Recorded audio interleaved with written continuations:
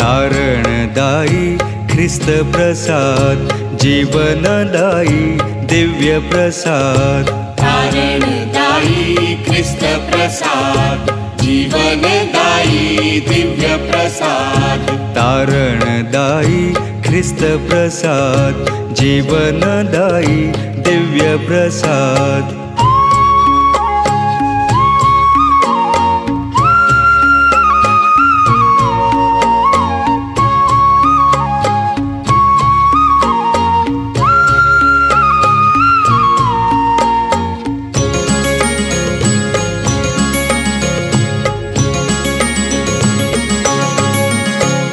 मुक्ति प्रसाद हा स्वर्ग प्रसाद, शक्ति प्रसाद हा महाप्रसाद। मुक्ति प्रसाद हा स्वर्ग प्रसाद, शक्ति प्रसाद हा महाप्रसाद। रक्षा प्रसाद हा विश्व प्रसाद, कृपा प्रसाद हा शांति प्रसाद।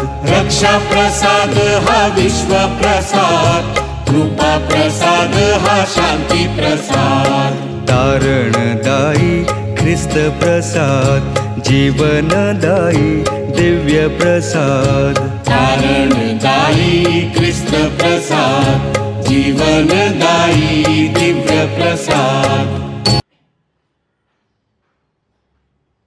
योहानाच्या शुभवर्तमानामधून घेतलेले आजचे वाचन, अध्याय 6, वचन संख्या 24 ते 35 पर्यंत। तेथे येशू नाही आणि त्याचे शिष्यही नाहीत असे लोकसमुदायाने पाहिले, तेव्हा ते लहान मचव्यात बसून येशूचा शोध करीत कफर्नहुमास आले। तेव्हा तो त्यांना समुद्राच्या पलीकडे भेटल्यावर ते त्याला म्हणाले, गुरुजी, येथे कधी आला? येशूने त्यांना उत्तर दिले, मी तुम्हाला खचित खचित सांगतो, तुम्ही चिन्हे पाहिले म्हणून नव्हे, तर भाकर खाऊन तृप्त झाला म्हणून माझा शोध करता। नाशवंत अन्नासाठी श्रम करू नका, तर पिता जो देव याने ज्याच्यावर शिक्का मारला आहे, तो मनुष्याचा पुत्र तुम्हाला सार्वकालिक जीवनासाठी टिकणारे अन्न देईल, त्यासाठी श्रम करा। यावरून ते त्याला म्हणाले, देवाची कामे आमच्या हातून व्हावी म्हणून आम्ही काय करावे? येशूने त्यांना उत्तर दिले, देवाचे काम हेच आहे की ज्याला त्याने पाठवले त्याच्यावर तुम्ही विश्वास ठेवावा। यावरून ते त्याला म्हणाले, असे कोणते चिन्ह आपण दाखवता की जे पाहून आम्ही आपणावर विश्वास ठेवावा? आपण कोणते कृत्य करता? आमच्या पूर्वजांनी अरण्यात मान्ना खाला, असे लिहिले आहे की त्याने त्या स्वर्गातून भाकर खावयास दिली। यावरून येशू त्यांना म्हणाला, मी तुम्हाला खचित खचित सांगतो, मोशेने तुम्हाला स्वर्गातून येणारी भाकर दिली असे नाही, तर माझा पिता स्वर्गातून येणारी खरी भाकर तुम्हास देतो। कारण जी स्वर्गातून उतरते आणि जगाला जीवन देते तीच देवाची भाकर होय। म्हणून ते त्याला म्हणाले, प्रभुजी, ही भाकर आम्हाला नित्य द्या। येशू त्यांना म्हणाला, मीच जीवनाची भाकर आहे। जो माझ्याकडे येतो त्याला कधीही भूक लागणार नाही, आणि जो माझ्यावर विश्वास ठेवतो त्याला कधीही तहान लागणार नाही। प्रभूचे हे शुभ वर्तमान। हे ख्रिस्ता, तुझी स्तुती असो। चिंतन। आजच्या वाचनामध्ये आम्हा प्रत्येकाला एक सुंदर आणि महत्त्वाचा संदेश या ठिकाणी शिकावयास मिळतो। येशू ख्रिस्त आम्हाला सांगत आहे की नाशवंत गोष्टीऐवजी अविनाशी गोष्टींचा तुम्ही आस धरायचा आहे। प्रभू येशूने भाकरीचा चमत्कार केल्यानंतर लोक त्याचा शोध करीत आले, तेव्हा येशूने त्यांना त्यांच्या जीवनात एक महत्त्वाचा बदल करण्यास सांगितले। नाशवंत अन्नासाठी श्रम करू नका, तर पिता जे अन्न देतो त्या अविनाशी अन्नासाठी श्रम करा। प्रभूच्या या वचनावरती आपण मनन आणि चिंतन करीत असताना येशू जी जिवंत भाकर आहे, या भाकरीकडे आपण नेहमी आपल्याला त्याची ओढ लागावी आणि या येशूकडे आपण नेहमी नित्य नियमानं यावं. म्हणून आजच्या दिवशी ह्या प्रभूकडून आपण प्रेरणा घेऊया. प्रिय मित्रांनो, आजचं माझं हे जे अधिवेशन आहे, हे अधिवेशन पंचग्रंथातील जे दुसरं पुस्तक निर्गम आहे, या निर्गम पुस्तकावरती आधारित आहे. आणि या निर्गम पुस्तकातील आपण अभ्यासक्रमाला सुरुवात करीत असताना हे निर्गम पुस्तक बायबलमधील अतिशय महत्त्वाचं पुस्तक असल्यामुळे आपण हे निर्गम पुस्तक 2 विभागामध्ये याचा अभ्यास करण्याचा प्रयत्न करणार आहोत. तर हा जो पहिला भाग आहे, हा पहिला भागामध्ये मी सुरुवातीला थोडक्यामध्ये निर्गम पुस्तकाची प्रस्तावना म्हणजे प्रास्ताविक तुमच्यासमोर सादर करीन. तदनंतर या निर्गम पुस्तकाला हे शीर्षक किंवा नाव कशा प्रकारे पडलेलं आहे याचं थोडक्यामध्ये आपण विवेचन मी करणार आहे. त्याच्यानंतर निर्गम पुस्तकाचं स्ट्रक्चर किंवा पुस्तकाची रचना कशा प्रकारे मांडण्यात आलेली आहे. आणि शेवटी या निर्गम पुस्तकातील महत्त्वाचे जे विषय आहेत, द व्हेरियस थीम्स विषय जे आहेत, ह्या पहिल्या भागामध्ये आपण अभ्यास करण्याचा प्रयत्न करूया. तर सुरुवातीला बघूया थोडक्यामध्ये प्रास्ताविक. जुन्या करारातील सर्वात अतिशय महत्त्वाचं जे पुस्तक असेल ते पुस्तक म्हणजे निर्गम पुस्तक आहे. आणि प्रिय मित्रांनो, निर्गम पुस्तक जर आपण अभ्यासलं नाही तर आपण 2 गोष्टीपासून वंचित राहू शकतो. पहिली गोष्ट, जर आपण हे पुस्तक अभ्यासलं नाही तर आपल्याला इस्रायलचा जो इतिहास आहे, हा इस्रायलचा इतिहास आपल्याला समजणार नाही. आणि दुसरी गोष्ट, इस्रायल लोकांचा जो धर्म आहे, हा धर्म देखील आपणास माहीत पडणार नाही. आणि म्हणून इतिहासामध्ये आणि विशेषतः बायबलमध्ये अतिशय महत्त्वाचं जे पुस्तक असेल ते पुस्तक म्हणजे निर्गम आहे. निर्गम पुस्तकामध्ये परमेश्वर इस्रायलची नेमणूक करतो, त्यांना गुलामगिरीमधून मुक्त करतो आणि शेवटी सिनाय पर्वतावरती या लोकांबरोबर परमेश्वर करार करतो, असं लेखक या पुस्तकामध्ये चित्रित करत आहे. मित्रांनो, निर्गम पुस्तकामधील अध्याय 2 वचन 24, या 24मध्ये आपण जर बघितलं तर देवाने इस्रायलबरोबर करार केला होता. आणि हा करार परमेश्वर देवाने ज्याचे आद्य पिता आहेत अब्राहम, इसाक, याकोब, योसेफ, हा उत्पत्तीमध्ये केलेला आहे, याची आम्हाला आठवण होत आहे. आणि या करारामध्ये परमेश्वर देवाने या आद्य पित्यांना, या कुलधिपतींना एक आश्वासन दिलेलं होतं की तुमच्या वंशजाची संख्या जी आहे ही असंख्य असण्याची, आणि हीच जी संख्या आहे, हीच इस्रायल लोक शेवटी मी यांना वचनभूमीमध्ये त्यांना वारसा मिळेल, हे जे आश्वासन परमेश्वर देवाने आद्य पित्यांना दिलेलं होतं त्याची आम्हाला आठवण करून देते. उत्पत्तीचे पुस्तक हे याकोब व त्याची 12 मुलं जी आहेत, या मुलासह मिसरमध्ये ते संपणार आहे. आणि म्हणून निर्गमचं अध्याय 1 वचन 5 जर आपण ऐकलं तर या वचन 5मध्ये आम्हाला सांगितलं आहे, याकोबापासून झालेले एकंदर 70 जण होते. आता बघा, आपण उत्पत्तीचं पुस्तक संपलं आणि निर्गमच्या पुस्तकामध्ये आल्यानंतर हे जे निवडलेले लोक आहेत, हे जे वाचलेले लोक आहेत, त्यांना घेऊन हा जो मोशे आहे हा वचनभूमीमध्ये जाणार आहे. आणि म्हणून हे जे 70 जणांचं कुटुंब आहे असं आम्हाला या ठिकाणी सांगण्यात आलेलं आहे. त्याचबरोबर उत्पत्तीचं अध्याय 46 जर आपण उघडला तर अध्याय 46मध्ये वचन 27 आम्हाला तसंच सांगत आहे की योसेफास मिसर देशात झालेले 2 मुलगे हे मिळून एकंदर याकोबाच्या घराण्यातले मिसर देशात 70 जण होते.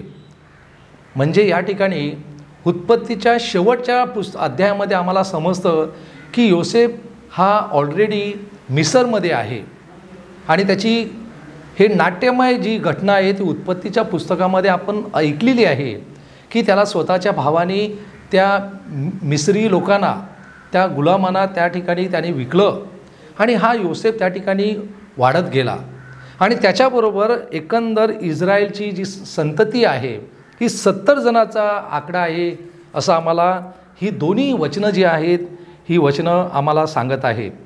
मात्र निर्गमचा पहिलाच अध्याय आणि या निर्गमच्या पहिल्याच अध्यायामध्ये वचन 7 बघा काय सांगत आहे. इस्रायल वंशज फलद्रूप झाले, अतिशयित वृद्धी पाहून बहुगुणित झाले, हे महाप्रबळ होऊन त्यांनी देश भरून गेला. आता आम्हाला सांगण्यात आलेलं आहे की मिसर देशामध्ये केवळ 70 जणांचा हा समूह गेलेला आहे. मग हे फलद्रूप झाले, हे कशा प्रकारे एक फलद्रूप झाले तर परमेश्वर देवाने ह्या आद्य पितांना आणि विशेषतः अब्रामाला उत्पत्तीच्या पुस्तकामध्ये तो आशीर्वाद दिला होता आणि तो आशीर्वाद आम्हा सर्वांना ठाऊक आहे.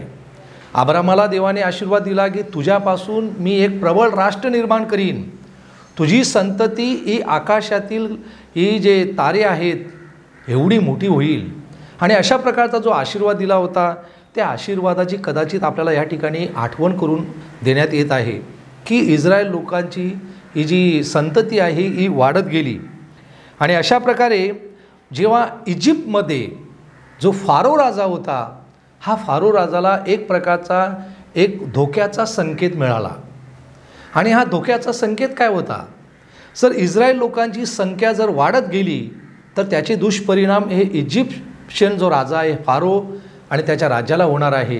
हे सविस्तर माहिती प्रिय मित्रांनो आपण पुस्तकाला प्रत्यक्ष जेव्हा आपण अध्यायावरती लक्ष देणार तेव्हा आपण शिकणार आहोत. मात्र एक गोष्ट लक्षात ठेवायची आहे की इस्रायल लोकांची संतती ही वाढत राहू नये म्हणून फारो शेवटी प्रयत्न करणार आहे. आणि म्हणून त्याला जरी धोक्याचा संकेत मिळाला तरीसुद्धा तो त्याबद्दल त्याला जाणीव होती आणि त्या प्रकारे त्यांनी इस्रायल लोकांची संतती पुढे वाढवून देण्याचा प्रयत्न केला नाही.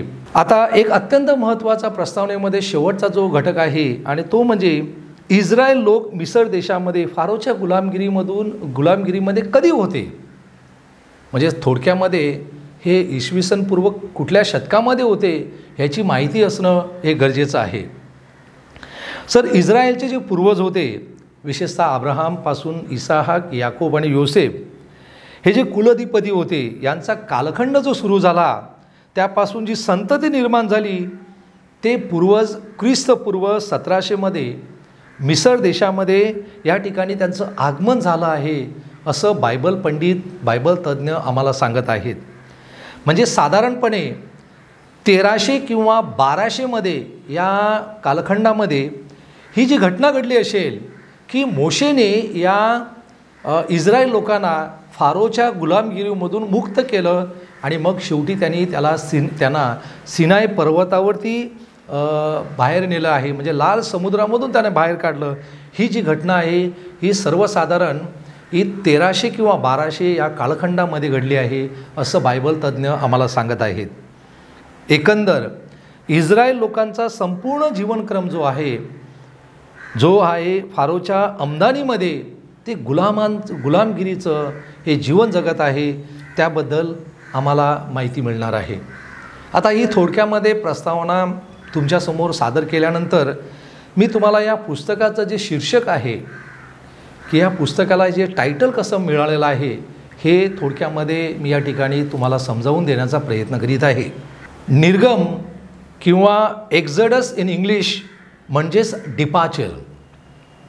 प्राचीन ग्रीक भाषांतरकार त्याचं नाव सांगतायत की बाहेर जाणं किंवा निर्गमन. इस्रायल लोक इजिप्तमधून बाहेर पडले म्हणून मराठीमध्ये त्याचं शीर्षक त्याला या पुस्तकाला मिळालेलं आहे आणि ते म्हणजे निर्गम. याकोबाची मुले व त्यांच्या वंशजाचा इजिप्तमधील जो अनुभव आहे आणि म्हणून इस्रायलची जमाती द ट्राईब ऑफ इस्रायल असा या ठिकाणी उल्लेख केलेला आहे.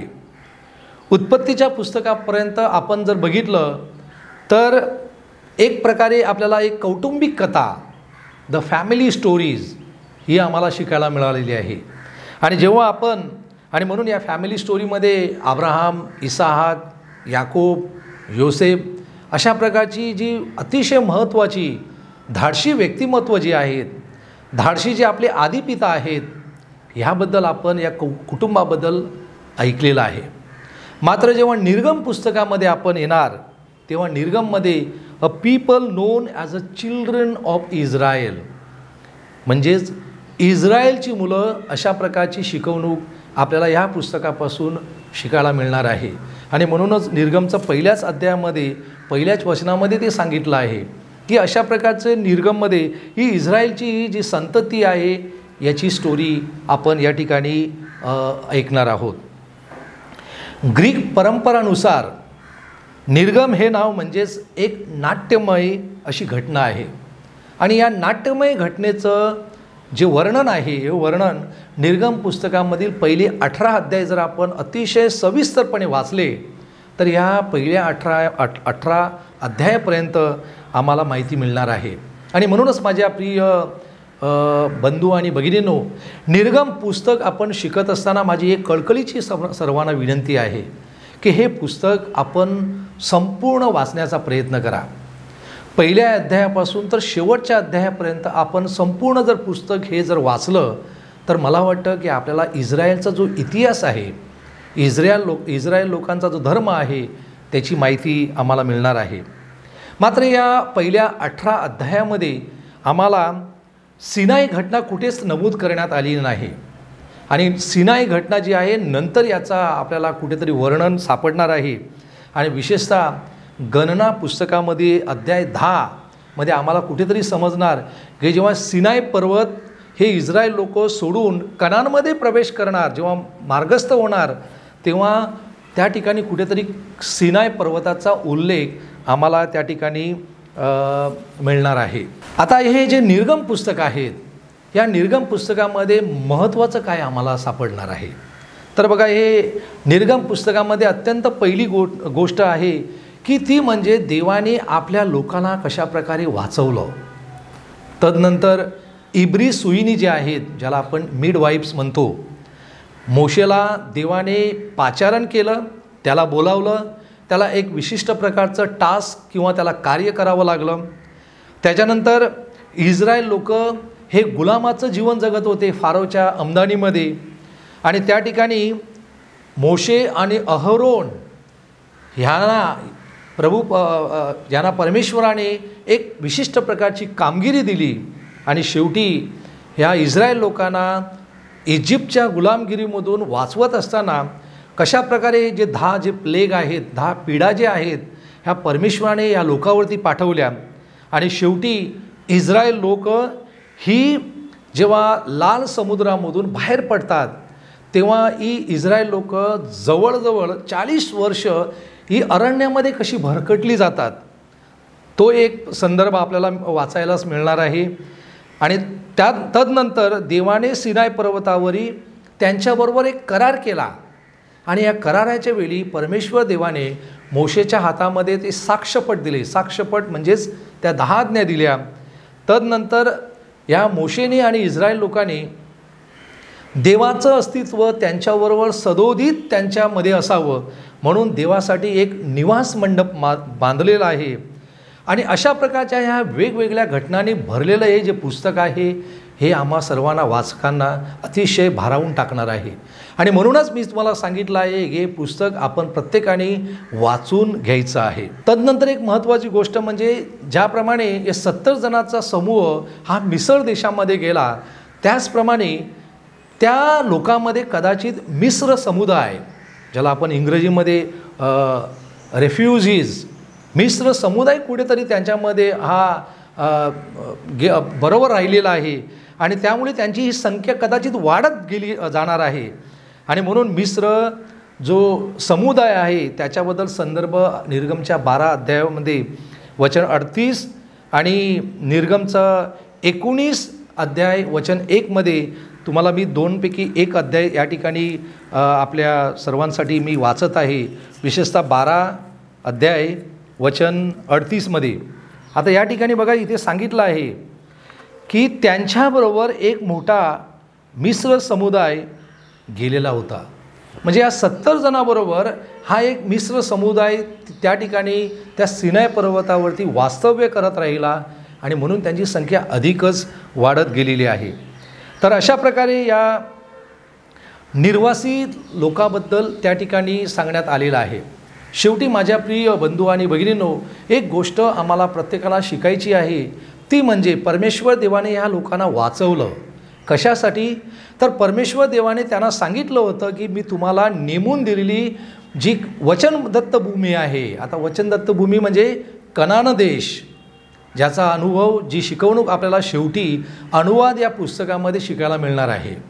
म्हणजे गणना आणि अनुवाद या पुस्तकामध्येच या कनानमध्ये या वचनदत्त भूमीबद्दल आम्हाला अधिक माहिती मिळणार आहे. म्हणजे हे जे निवडलेले लोक आहेत, हे इस्रायल लोक आहेत. या इस्रायल लोकांना परमेश्वर त्या कनान देशामध्ये घेऊन जाणार आहे, ज्या ठिकाणी दुधामधाचे प्रदेश त्यांना पाहाव्यास मिळणार आहे. आता ह्या 70 जणाच्या समूहामध्ये बरोबर हे जे मिश्र समुदाय गेले होते ते देखील त्या कनान ठिकाणी प्रवेश करू शकले असते. मात्र अनुवादाचं पुस्तक जर आपण वाचलं तर या अनुवादाच्या पुस्तकामध्ये देखील आम्हाला शिकायला मिळणार आहे की जो मिश्र समुदाय होता, हा मिश्र समुदाय कनानमध्ये प्रवेश करत नाही, तर होरेब या ठिकाणी गेल्यानंतर ते त्या ठिकाणीच राहण्याचं ते उचित समजतात आणि त्या ठिकाणी त्यांचं ते वास्तव्य करीत असतात. म्हणजे ते देखील लोक जवळजवळ 40 वर्ष त्या ठिकाणी भरकटत आहेत. तर अशा प्रकारे हा दुसरा मुद्दा प्रिय बंधू आणि भगिनींनो या ठिकाणी आपण शिकून घेतलेला आहे. आता तिसऱ्या मुद्द्याकडे आपण जाऊया आणि या तिसऱ्या मुद्द्यामध्ये आपण पुस्तकाची रचना थोडक्यामध्ये शिकून घेऊया. The structure of book. भौगोलिक दृष्टिकोनातून जर आपण बघितलं तर निर्गम हे पुस्तक 3 विभागामध्ये याची रचना करण्यात आलेली आहे. पहिला भाग आहे, त्यामध्ये अध्याय 1 पासून तर अध्याय 13पर्यंत वचन 16पर्यंत आम्हाला सांगण्यात आलेलं आहे की इजिप्तमध्ये इस्रायल लोक आहेत. The Israel in Egypt. आणि या इजिप्तमध्ये त्यांचं जीवनचक्र काय आहे, जीवनक्रम कसा आहे. तर इस्रायलची इजिप्तमधील जी कथा आहे ही पहिल्या विभागामध्ये आहे की ज्या ठिकाणी आपल्याला समजणार आहे की हे इस्रायल लोक आहेत, या फारोच्या दडपणामध्ये आहेत. त्यांचा हा शारीरिक छळ जो होता आहे त्या ठिकाणी, आणि त्या ठिकाणी मोशेला चमत्कारिकरित्या त्याचा जन्म होतो, त्याची निवड होते आणि मग तोच मोशे तिसऱ्या अध्यायामध्ये आपण बघतो की तो मिदान देशामध्ये पलायन करतो व तेथील प्रवास, आणि मग शेवटी मिदानमध्ये गेल्यानंतर शेवटी परमेश्वर देव त्याला बोलावतो, त्याला पाचारण करतो. ह्याचं जे वर्णन आहे हे वर्णन पहिल्या भागामध्ये आहे. आणि जेव्हा त्याला पाचारण करतो तेव्हा परमेश्वर देव त्याला टास्क देतो, एक कार्य देतो की जा आणि फारोला सांग माझ्या लोकांना तू जाऊ दे, लेट माय पीपल गो, माझ्या लोकांना जाऊ दे. अशा प्रकारचे हे जे पाचारण होतं, हे पाचारण जणू काय परमेश्वर देवाने या मोशेला दिलेलं होतं. आणि अशा प्रकारे हा जो पहिला जो भाग आहे अध्याय 13पर्यंत अतिशय गोष्टीरूपाने आपण शिकण्याचा प्रयत्न करू.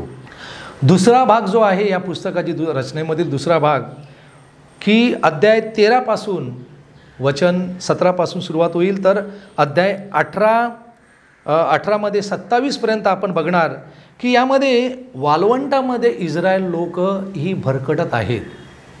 दुसऱ्या भागामध्ये इस्रायल भटक्या अवस्थेमध्ये आहेत की पॅलेस्टाईनचा प्रदेश सोडून देऊन इस्रायल लोक अन्य मार्गाने तांबडा समुद्र पार करतात व सिनाय पर्वतावरती ते धडक मारतात.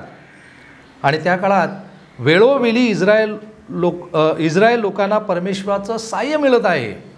बघा हा जो दुसरा मुद्दा आहे, ह्या दुसऱ्या मुद्द्यामध्ये आपण एका प्रकारे इस्रायल लोकांची जी कुरकुर आहे, द पीपल ऑफ इस्रायल व ग्रम्बलिंग, कारण ज्या ठिकाणी त्यांना परमेश्वर देवाने आता आणलेलं होतं त्या ठिकाणी अनेक समस्यांना त्यांना सामोरं जावं लागत आहे. हा जो संपूर्ण जो भाग आहे त्या भागामध्ये ते सर्वजण आपण या ठिकाणी अभ्यासणार आहोत. आणि मग शेवटी 15व्या अध्यायामध्ये परमेश्वराच्या सामर्थ्याबद्दल एक त्यांनी आनंदी गीत गायलं. परमेश्वराच्या सायाबद्दल ते आनंदी गीत गातात. आणि हे जे आनंदी गीत आहे, ज्याला आपण ईस्टरच्या पूर्वसंध्याच्या जी मिसा आहेत, रात्रीची मिसा असते, त्याच्यामध्ये जे निर्गमचं वाचन असतं, या वाचनामध्ये ही गीत आपण नेहमी ऐकत असतो. ह्या गीताबद्दल देखील सविस्तर माहिती आपण दुसऱ्या विभागामध्ये आपण शिकून घेणार आहोत.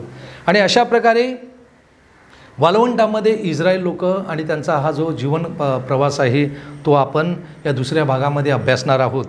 आणि शेवटी प्रिय बंधू आणि भगिनीनो, तिसरा जो भाग आहे, हा तिसरा भाग अध्याय 19 पासून सुरुवात होईल आणि अध्याय 40पर्यंत आपल्याला घेऊन जाणार आहे. आणि यामध्ये सिनाई येथे इस्रायल लोक आहेत, म्हणजेच इस्रायल ॲट सिनाई, म्हणजे सिनाई पर्वतावरती ती पोचलेले आहेत. आणि सिनाई पर्वतावरती पोचल्यानंतर त्या ठिकाणी अत्यंत महत्त्वाच्या ज्या घटना आहे, परमेश्वर देव त्यांच्याबरोबर करार करील. मोशेला ते साक्षपट देईल. साक्षपट घेऊन मोशे त्या लोकांमध्ये येईल आणि लोकांमध्ये येत असतानाच लोक अन्य देवदेवतांची ते पूजा करतील. अशा प्रकारे पुन्हा एकदा मोशे त्या ठिकाणी लोकांसाठी परमेश्वराकडे मध्यस्थ म्हणून हाक पुकारणार आहे. का तर अशावेळी जेव्हा हे लोक, इस्रायल लोक अन्य देवताची पूजा करण्यासाठी हे पुढे येतात, तेव्हा परमेश्वराला ते आवडत नाही. आणि अशावेळी परमेश्वराला ते नको होते. मात्र परमेश्वर देव त्याचा नाश करत नाही, कारण मोशे त्या ठिकाणी परमेश्वराकडे मध्यस्थी त्या लोकांकरवी करत आहे. आणि अशा प्रकारे या ज्या घटना आहेत, मग मोशे त्या ठिकाणी परमेश्वरासाठी एक सुंदर असं निवास मंडप तो त्या ठिकाणी बांधणार आहे. जे निवास मंडपामध्ये कोश ही जी संकल्पना आहे, ही कोश ठेवलं जाणार आहे. कोश म्हणजेच देवाचं अस्तित्व. ह्याबद्दल अधिक सविस्तर माहिती आपण दुसऱ्या भागामध्ये आपण शिकून घेणार आहोत. आणि शेवटी हे जे निवास मंडप आहे, म्हणजे हा जो परमेश्वर देव त्यांच्याबरोबर जो वस्ती करणार आहे, ह्याचं परमेश्वराचं अस्तित्व त्यांना नित्य नेमाने जाणवणार आहे. आणि अशा प्रकारे हा जो तिसरा भाग आहे प्रिय बंधू आणि भगिनीनो, अशा प्रकारे हे सुंदर अशी घटना या ठिकाणी इस्रायल लोक सिनाई पर्वतावरती आहेत आणि देवाची भक्ती करत आहेत. देवाला त्याचं अस्तित्व जाणवत आहे. ह्या घटनांनी हे भरलेलं आहे. निर्गम पुस्तकातील शेवटचा 4था जो टप्पा आहे, तो म्हणजे या पुस्तकामधील महत्त्वाचे जे विषय आहेत, ह्या विषयाकडे आता आपण जाऊया. एकंदर मी तुमच्यासमोर एकूण 10 जे मुख्य विषय आहेत, हे विषय या ठिकाणी ठेवण्याचा प्रयत्न करीत आहे. पहिला जो विषय या निर्गम पुस्तकामध्ये आम्हाला सापडणार, आणि तो म्हणजे दैवी उपस्थिती, द डिवाइन प्रेझन्स. अध्याय 2 वचन 23 आणि 24 जर हे आपण लक्ष देऊन ऐकलं तर या वचनामध्ये बघा काय सांगितलं आहे की बराच काळ लोटल्यावर मिस्रांचा राजा मृत्यू पावला. इकडे इस्रायल वंशज बिकट दास्यामुळे उसासे टाकून आक्रोश करीत आणि या दास्यामुळे त्यांनी केलेली आरोळी वर देवापर्यंत जाऊन पोचली. देवाने त्यांचा आकांत ऐकला. तेव्हा अब्राहम, इसाक व याकूब यांच्याशी केलेल्या कराराचे त्यास स्मरण झाले. ह्या 2 वचनाद्वारे एक गोष्ट आम्हाला शिकायला मिळेल की देवाची अनुपस्थिती आणि देवाची उपस्थिती, the presence of God and the absence of God, हे जे 2 घटक आहेत, हे 2 घटकाची आपल्याला या ठिकाणी कुठेतरी प्रत्यय येईल की देवाने इस्रायल लोकांचा आकांत ऐकला. आणि आकांत ऐकल्यानंतर अशावेळी देवाने आद्य पित्याबरोबर जो करार केला होता, त्या कराराचं स्मरण या ठिकाणी होतं. आणि जे अभिवचन परमेश्वर देवाने आद्य पित्यांना दिलेलं होतं, हे अभिवचन देवाला ते पूर्ण करायचं होतं. आणि म्हणूनच ह्या लोकांना त्यांच्या या दास्यगृहातून, या गुलामगिरीमधून देवाला बाहेर काढायचं, या लोकांना देवाला बाहेर काढायचं होतं. आणि म्हणून देवाचं अस्तित्व त्यांना सतत जाणवावं म्हणून हा जो विषय आहे, हा विषय आम्हाला या ठिकाणी दिसून येत आहे. आणि म्हणून देवाचं अस्तित्व वारंवार, विशेषतः मोशे हा जे एक पात्र आहे, या निर्गम पुस्तकामधील अत्यंत महत्त्वाचं जे पात्र आहे तो मोशे. ह्या मोशेला देवाचं अस्तित्व म्हणजे देव त्याच्याबरोबर संवाद करील, विशेषतः त्या निवास मंडपामध्ये तेव्हा तो देवाला भेटायला जाईल, त्या ठिकाणी तो देव त्याच्याशी बोलेल, म्हणजे त्याची त्याला उपस्थिती त्या ठिकाणी जाणवणार आहे. आणि म्हणून या दैवी अस्तित्वाचे 4 जे दाखले आहेत, हे 4 दाखले या निर्गम पुस्तकामध्ये आम्हाला कुठेतरी शिकायला मिळणार आहे. पहिली गोष्ट, पहिला दाखला तो म्हणजे दर्शन मंडप, टॅबरनेकल, निवासगृह. दुसरं ज्याची दर्शन मंडपाबद्दल आपल्याला अध्याय 7 आणि अध्याय 8मध्ये माहिती मिळेल. दुसरं म्हणजे मेघस्तंभ उभा राही, अध्याय 9मध्ये म्हणजे त्या दर्शन मंडपावरती मेघ आरूढ करील. तिसरं म्हणजे मोशेला देव खडकावर उभे करण्यास तो सांगतो आणि खडकाच्या भेगेत मी तुला ठेवीन, हाताने तुला झाकीन. ही जी शिकवणूक आहे ही देखील शिकवणूक आपल्याला या निर्गम पुस्तकामध्ये सापडेल. आणि मग चौथा, मोशेला देवाचा समोरील चेहरा दिसणार नाही. परमेश्वर देव त्याला नेहमी पाठमोरा दिसेल, मागे चेहरा पाहण्याची त्याला परवानगी देवा आहे.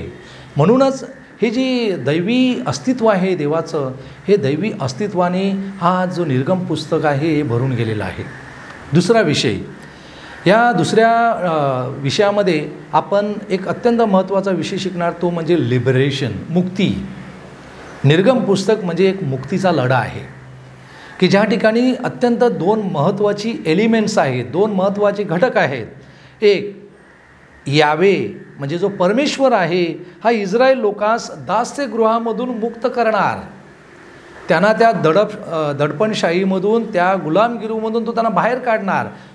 कोण काढणार आहे? परमेश्वर देव. कोणाच्याद्वारे? तर मोशे आणि अहरोन यांच्याद्वारे तो काढणार आहे. दुसरी महत्त्वाची घटना, दुसरं सेकंड एलिमेंट्स, यावे परमेश्वर इस्रायल लोकांना वचनदत्त भूमीमध्ये घेऊन जाणार. मुक्ती लढ्याचे अत्यंत 2 महत्त्वाचे पैलू, परमेश्वर त्यांना त्या दास्यगृहामधून बाहेर काढील आणि नंतर परमेश्वर त्यांना इस्रायल लोकांना वचनदत्त भूमीमध्ये घेऊन जाईल, कनान देशामध्ये घेऊन जाईल, ज्या ठिकाणी तो दुधामधाचे प्रदेश जे आहेत ते त्यांच्यासाठी त्यांनी राखून ठेवलेले आहेत. तर इस्रायल लोकांसाठी यावे हा मुक्तीदाता, कारण त्याने त्यांना गुलामगिरीमधून तो सोडवणार आहे. तर दुसरा विषय हा या ठिकाणी अशा पद्धतीने आहे. तिसरा जो विषय आहे, इस्रायल हा उपासना करणारा समुदाय आहे, वर्शिपिंग कम्युनिटी. निर्गम पुस्तक वाचकासमोर आपल्याला उपासना करणारा समुदाय सादर करीत आहे आणि इथे काही अध्याय आपल्याला अतिशय महत्त्वाची माहिती पुरवणार आहेत. आणि म्हणून या उपासनाविषयी जास्त माहिती विशेषतः जेव्हा निवास मंडप ते बांधतील, बिल्डिंग द सँच्युरी म्हणजे देवालय. आपण बघतो आपल्या ऑल्टरच्या बाजूला एक सँच्युरी असते ज्याला देवालय म्हणतात. ह्या देवालयाबद्दल आदर, सन्मान, ही जे काय घटना आहेत, ह्या ज्या नियमावली आहेत, या इस्रायल लोकांनी त्यांचं पालन करणं गरजेचं आहे. हे देखील आम्हाला सांगितलं झालं अध्याय 25 ते अध्याय 31 आणि अध्याय 35 पासून तर अध्याय 40पर्यंत. नंतर उपासनेच्या संदर्भामध्ये वल्लांडण सण आणि बेकमीर भाकरीचा सण साजरं करण्यासाठी परमेश्वर देव त्या इस्रायल लोकांना ती तयारी कशाप्रकारे करावी, म्हणजे हे महत्त्वाचे 2 सण आहेत, वल्लांडण सण, बेकमीर भाकरीचा सण, ज्याचा अभ्यास विशेषतः आपल्याला अध्याय 12 वचन 1 ते 28, त्याच्यानंतर 40 ते 51 आणि अध्याय 13मध्ये 1 ते 10पर्यंत आपल्याला ह्या 2 सणाबद्दल माहिती मिळणार आहे. तर तिसरा जो विषय आहे हा वर्शिपिंग कम्युनिटी, याबद्दल आम्हाला सांगतो. चौथा विषय या निर्गम पुस्तकामध्ये आम्हाला सापडतो तो म्हणजे करार, द कव्हनंट.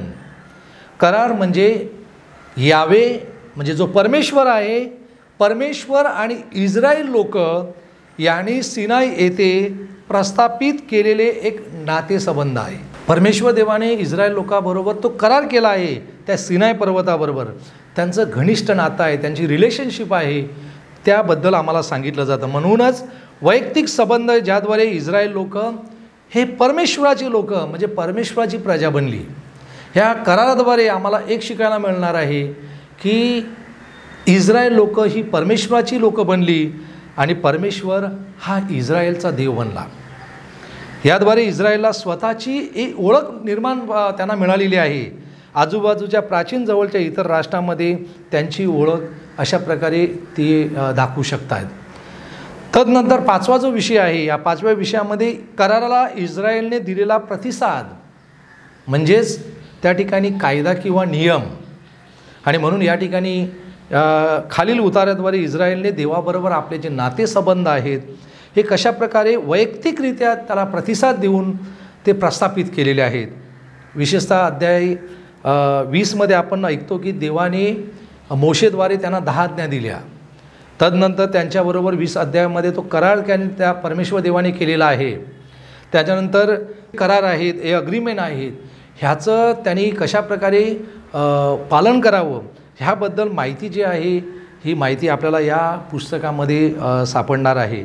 आणि म्हणूनच हे जे करार आहे ह्या कराराची लोकांनी नेहमी आठवण करावी, त्याचं नूतनीकरण करावं, ही लोकांची जबाबदारी ह्या पुस्तकामध्ये आम्हाला वाचावयास मिळणार आहे. 6वा जो विषय आहे या पुस्तकाचा तो म्हणजे भविष्यवाणी, प्रॉफेसी.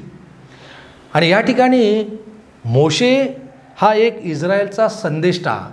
ह्या मोशे या पात्राने संपूर्ण निर्गम जे पुस्तक आहे हे भरून गेलेलं आहे. म्हणून अनुवाद 18 अध्याय 18 15 वचनपासून तर 29 मोशे हा देव व इस्रायल यामधील एक मध्यस्थ आहे. म्हणजेच परमेश्वर देव आणि इस्रायल लोक यांच्यामध्ये मध्यस्थ जर बिंदू असेल तो म्हणजे मोशे. आणि यामधील या मोशेबद्दल मध्यस्थ कशाप्रकारे तो मध्यस्थ बनतो लोकांसाठी त्याची सविस्तर शिकवणूक जी आहे ही अध्याय 18 अध्याय 19 आणि अशा प्रकारे 20 आणि 34 अध्याय ह्याच्यामध्ये आम्हाला सापडणार आहे की देवाने त्यांच्याबरोबर करार केला तेव्हा लोकांच्या वतीने त्या लोकांचं प्रतिनिधित्व करण्यासाठी मोशे हा त्या ठिकाणी मध्यस्थ बनत आहे. आणि पुन्हा हाच मोशे इस्रायल लोक सोन्याचं वासरू जेव्हा करतात तेव्हा देव त्यांना पुसून टाकण्याच्या विचारामध्ये आहे. आणि विशेषतः 32वं अध्याय जर मी तुमच्यासमोर आता या ठिकाणी ठेवत आहे बघा की या 32व्या अध्यायामध्ये वचन संख्या 7 तर 14 काय झालं आहे की जेव्हा मोशे हा सिनाय पर्वतावरती गेला होता त्या ठिकाणी परमेश्वराने मोशेला ते साक्षपट दिले. आणि साक्षपट घेतेवेळी जो तो खाली येत असताना ह्या लोकांनी सोन्याचं वासरू केलं आणि म्हणून ते अन्य देवताची पूजा करू लागले. अध्याय 32 वचन 7 ते 14 जर तुम्ही वैयक्तिक वाचा आणि याच्यामध्ये तुम्हाला समजेल की परमेश्वर देव त्या ठिकाणी इस्रायल लोकांना नाहीसा करणार होता, पुसून टाकणार होता. परंतु त्या ठिकाणी बघा मोशेने अत्यंत महत्त्वाची भूमिका त्या ठिकाणी निभावलेली आहे. तो लोकांसाठी परमेश्वराकडे विनवणी करतो, मध्यस्थ म्हणून तो त्या लोकांचं प्रतिनिधित्व करतो आणि सांगतो त्यांना मारू नका, त्यांना वाचवा. म्हणजे जेणेकरून या ठिकाणी परमेश्वर देवाला हे देखील माहीत होतं की त्याने जे दिलेलं आश्वासन होतं ते आश्वासन देखील या लोकांद्वारे परमेश्वर देव पूर्ण करणार होता. 7वा विषय जो या पुस्तकामध्ये आहे आणि तो म्हणजे यावे हा इतिहासाचा प्रभू आहे, द लॉर्ड ऑफ हिस्ट्री. निर्गम आपल्याला मानवी स्वातंत्र्य व देवाने घेतलेला पुढाकार यांच्यामधील जो एक तणाव आहे हा सादर करत आहे. आणि म्हणून human freedom and divine initiative म्हणजे एका ठिकाणी आपण बघतो की परमेश्वर देव मानवाला स्वातंत्र्य देतो, मानव पाप करतो, देवाविरुद्ध जातो, देवाविरुद्ध बंड करतो. परमेश्वर देव वारंवार त्या ठिकाणी पुढाकार घेतो, गॉड टेक्स इनिशिएटिव्ह. आणि अशा प्रकारे मिस्री राजा याने इस्रायल लोकांवर जेव्हा दडपशाही करण्याचे स्वातंत्र्य होते हे काढून घेतले नाही, परंतु त्यावेळी यावे हा इस्रायल लोकांची सीमा ठरवून त्यांना तो मुक्त करत आहे. तर अशा प्रकारे हा जो यावे हा इतिहासाचा प्रभू आहे हा विषय देखील या ठिकाणी आम्हाला शिकायला मिळणार. 8वा विषय आहे या पुस्तकामधला तो म्हणजे यावे हा दैवी योद्धा आहे. संपूर्ण इस्रायलच्या इतिहासात यावे म्हणजे जो परमेश्वर बद्दल वेगळी प्रतिमा इस्रायल लोकांनी तयार केलेली होती. निर्गम आपल्याला यावे हा दिव्य योद्धा आहे असा सादर करतो. आणि इस्रायलचा देव हा सामर्थ्यशाली देव आहे. इस्रायली गुलामाचं जीवन जगत असताना देवाने कशाप्रकारे त्या ठिकाणी 10 पिढ्या पाठवल्या व फारो व त्याच्या सैन्याविरुद्ध देव आपल्या सामर्थ्याशी कशाप्रकारे उभा राहिला. विशेषतः निर्गम अध्याय 14 वचन 1 पासून तर अध्याय 15 21 पर्यंत म्हणजे परमेश्वर त्या ठिकाणी एक प्रकारे योद्धा रणवीर आहे, यावे त्याचं नाव आहे, हे शिकवणूक आम्हाला या पुस्तकामध्ये सापडेल. 9वा जो विषय आहे, हा 9वा विषय मानवाचे आज्ञाभंगाचं पाप हे चालू आहे, म्हणजे human disobedience and sin continue. निसर्गामध्ये देव पापी लोकांमध्ये स्वतःला सादर करीत आहे. इस्रायल लोक गुलामगिरीपासून त्यांची सुटका झाल्यावर ते देवाविरुद्ध कुरकुर करू लागतात व तक्रारी करतात. विशेषतः अध्याय 15मध्ये 22पासून जर अध्याय 17पर्यंत आपण ते प्रसंग शिकणार आहोत, की ज्या ठिकाणी आम्हाला समजणार की हे लोक नेहमी देवाविरुद्ध कुरकुर करतील. जरी त्यांनी देवाच्या आज्ञा पालन करण्याचा चांगला हेतू ठेवला होता, तरी लोक सोन्याच्या मूर्त्या करतात व देवाची ती आज्ञा मोडतात. तरी तो देवाला तो पराभूत करू शकला नाही. परमेश्वर देव मानवाला नेहमी हा वाचवण्याचा प्रयत्न करत आहे. शेवटचा विषय या पुस्तकामधला, आणि तो म्हणजे महिलांची भूमिका, the role of women in the book of Exodus. निर्गम पुस्तकात महिलांची भूमिका अत्यंत महत्त्वाची आहे, आणि याचा प्रत्यय प्रिय बंधूंनो आणि भगिनींनो आपल्याला अध्याय 2पासून आम्हाला सापडणार आहे. विशेषतः मोशेचा जन्माची कथा जेव्हा आपण ऐकणार, ह्या मोशेच्या जन्माच्या कथेमध्ये आपण काय बघतो, तर मोशेची जी पत्नी आहे सिपोरा, ही बाई ही आपलं मोशेचं जीवन जवळजवळ 3 महिने वाचवते. त्याला 3 महिने या फारोपासून अलिप्त ठेवते, कारण त्या काळामध्ये अशी एक फारोने हुकूम सोडलेला होता की इस्रायल घराण्यामध्ये मुलगा जन्मास आल्यानंतर तो मारला जावा. मात्र हा मोशेला कशाप्रकारे त्याला नाट्यमयरित्या वाचवलं जातं हे कथा, आणि या कथेमध्ये विशिष्ट प्रकारची जी भूमिका आहेत या स्त्रियांची आहेत.